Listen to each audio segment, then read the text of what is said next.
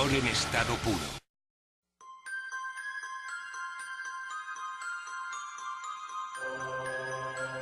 Tom viajaba de noche por una carretera comarcal de Ohio. Era un viaje tranquilo y, por qué no decirlo, tal vez un poco aburrido.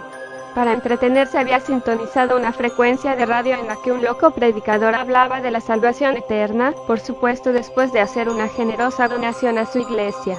Tom solamente de escucharle se estaba poniendo enfermo. ¿Cómo podía existir gente que le creyera?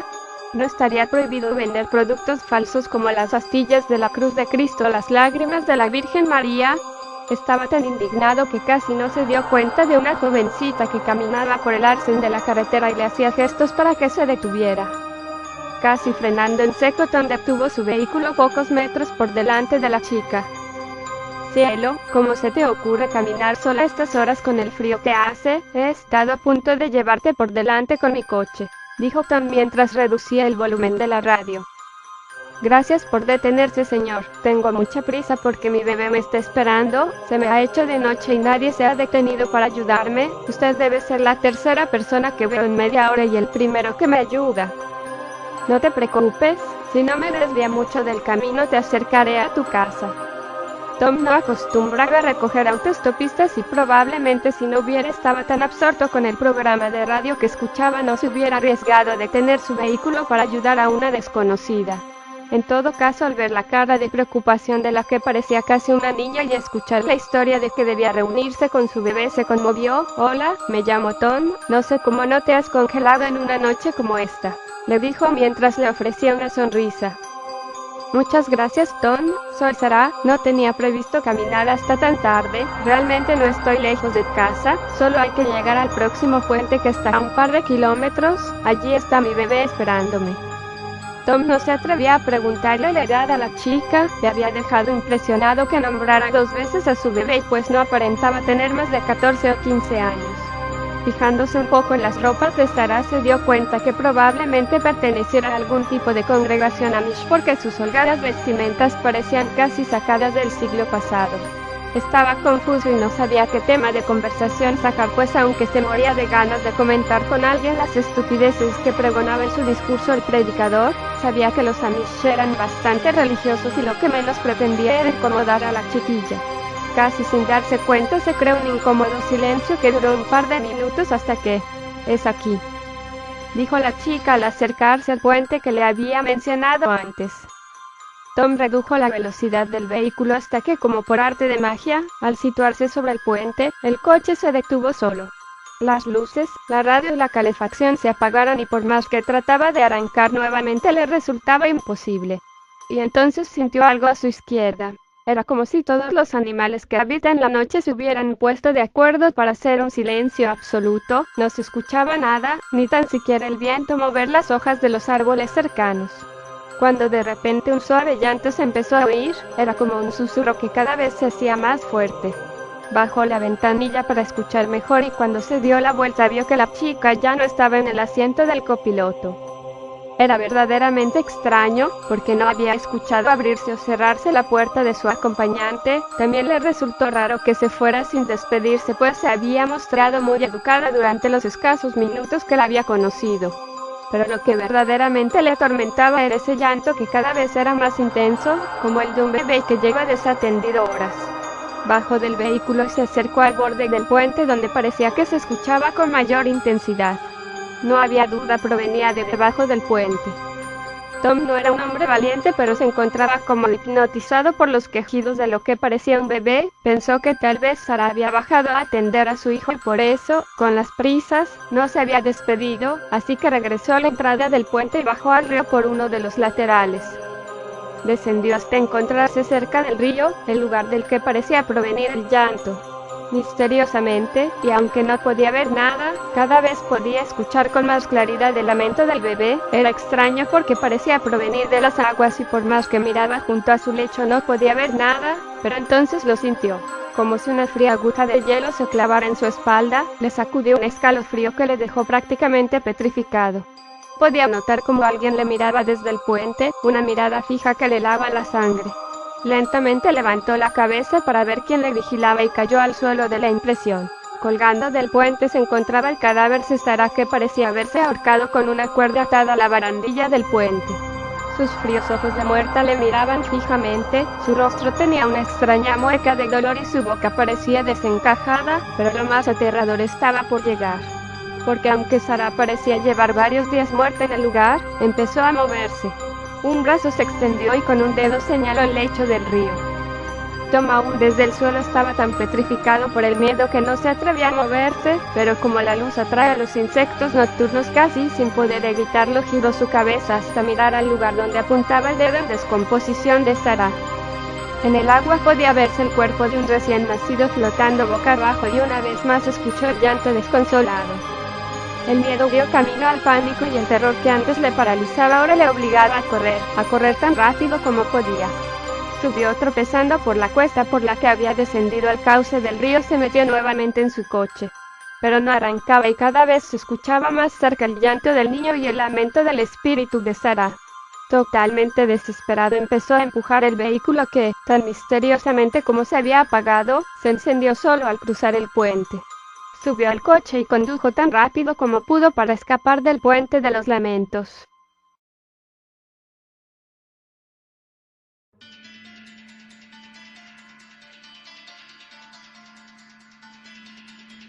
Una familia regresa a su casa tras un día de compras. Al entrar por la puerta se sorprenden de que su fiel perro no se acerque a saludarles como habitualmente. El marido comprueba que hay restos de sangre en el suelo que llevan desde la entrada del jardín hasta la habitación principal. Allí, se encuentra el perro mostrando un extraño comportamiento mientras rasca la puerta del armario. El reguero de sangre llega hasta su boca y el animal no deja de toser como si estuviera atragantado. El hombre, viendo el lamentable aspecto de su perro, que gotea sangre por la boca mientras no deja de toser y luchar por respirar, se teme lo peor. Por lo que le pide a su mujer que se quede con el niño mientras él lleva a su mascota al veterinario más cercano. No sería la primera vez que un perro era envenenado en el barrio por algún desaprensivo al que le molestan los ladridos o simplemente desea hacer daño. Por supuesto, el drama familiar es impresionante. La mujer estalla en lágrimas mientras trata de tapar los ojos a su hijo para que no vea al perro sangrando y el niño gritando para saber qué le pasaba a su inseparable amigo. Ambos se quedan desconsolados mientras el hombre lleva al perro en brazos hasta el coche familiar.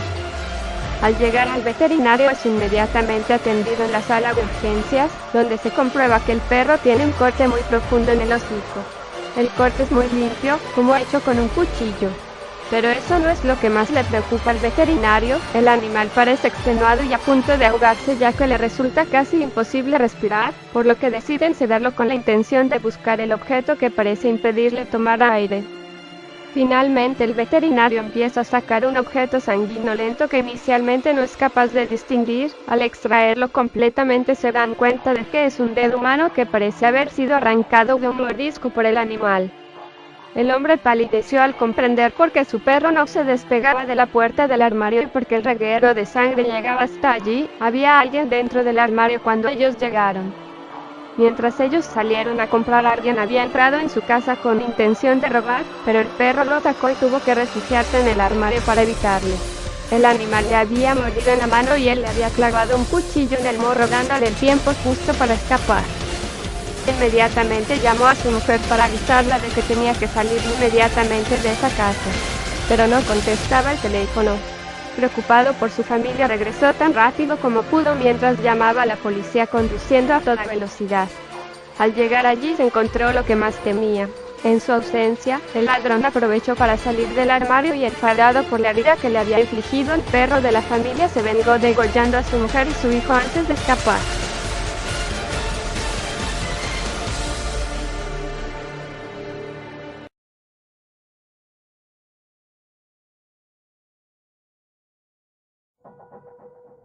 Cuentan que un día una mujer caminaba por la calle cuando de pronto una gitana se le acercó corriendo y, en tono muy preocupado y algo agitado, le dijo que era clarividente, que había visto algo terrible en su aura que podría marcarle el destino. Para esclarecer bien de qué se trataba, le tomó la mano y empezó a leer sus líneas. Sin embargo, sus visiones no parecían del todo claras, por lo que le dijo a la mujer que debía volver por la noche para así poder ayudarla mejor con las cartas del tarot y la bola de cristal. La mujer le dijo desdeñosamente que no le hiciera perder el tiempo, pero aún así la gitana le señaló su casa y le rogó que no olvidase venir esa misma noche.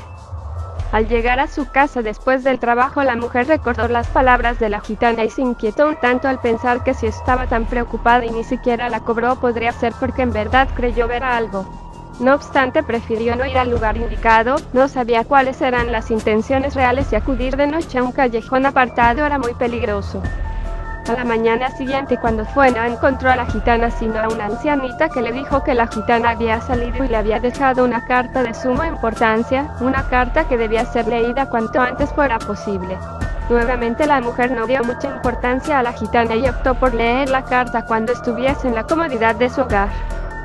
Una manzana antes de llegar a su casa, la mujer tropezó y cayó en mitad de la carretera justo cuando un camión se venía a toda velocidad. El camión le hizo puré casi toda la mitad superior del cuerpo. Fue algo verdaderamente escalofriante. Cuando la policía llegó al lugar del accidente, un detalle perturbador fue hallado en uno de los bolsillos del pantalón de la mujer. Allí, dobladita, había una pequeña carta que decía: estimada señora, esta carta es para advertirle que el día de mañana no salga usted de su casa para nada, ya que ese día usted morirá atropellada. Ante su ausencia, decidí tirar las cartas del tarot por mi cuenta, ya que realmente estaba preocupada por la mancha que vi en su aura. Espero que cuando lea esto no sea demasiado tarde.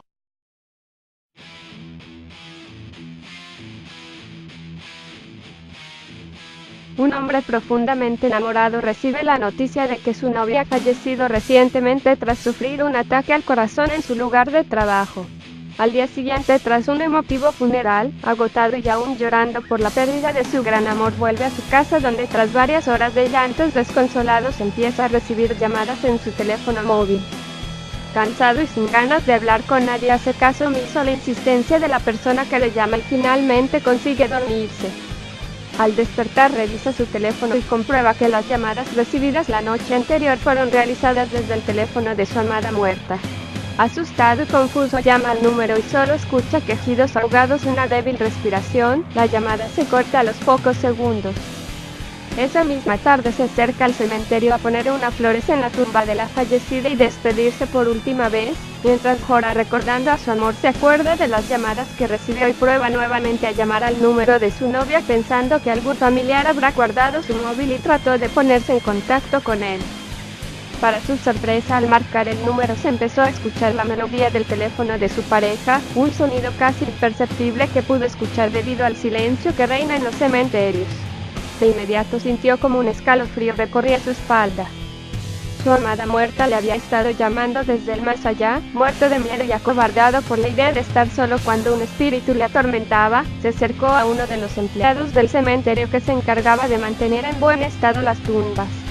Tras contarle la historia, el trabajador rápidamente avisó a sus compañeros que procedieron a desenterrar el ataúd de su amada. Lo que encontraron les heló el corazón. La mujer tenía las uñas totalmente destrozadas y todo el ataúd estaba manchado de sangre, ya que se le habían desprendido de los dedos al tratar de arañar el sarcófago donde se encontraba encerrada. Al parecer había fallecido hacía pocas horas, al acabarse el aire que había en el espacio cerrado. Un análisis forense determinó que había sido enterrada con vida, al confundirse un ataque de catalepsia con un infarto que le había causado la muerte. Al despertar en el ataúd, horas después de ser sepultada, asustada trató de ponerse en contacto con la persona más cercana, su novio, pero este, al no atender las llamadas, no sabía que estaba desaprovechando las pocas horas de aire de las que disponía su amada, quien desesperada luchaba por salir del ataúd que poco a poco la dejaba sin oxígeno.